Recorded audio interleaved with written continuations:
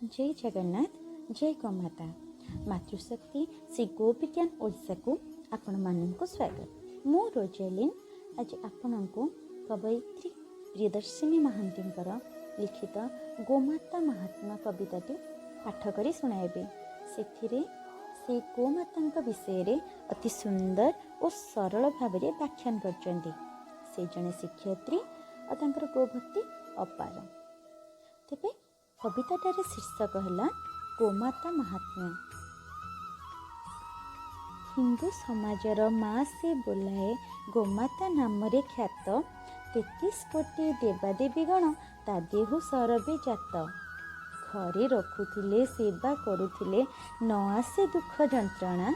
भोकिला उदर भरु थाए बोली मानामी जगते गणा। ता देहरु जात क्षीर जे अमृत बहु पुष्टिकर खाद्य। तार मल पुणी शस्य पाई बल मानव पाई नैवेद्य। गोमूत्र स्वयं गंगा जल तुल्य आदर जतन कर। गोमल रे माता लक्ष्मीकर वास लिपा पोछा हुए घर।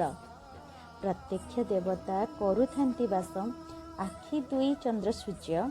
कामधेनु तार अन्य एक नाम सकल जनक पूज्य।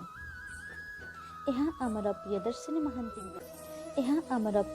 महांती लिखित कविता। जदि आपण मानक ये वीडियोटी भल लगी थाए तेज सब्सक्राइब करेंगे, लाइक एंड शेयर करेंगे। हाँ, कमेंट करने को भूलें। आपण मतामत आमको उत्साहित कर। आपण मतामत अपेक्षा।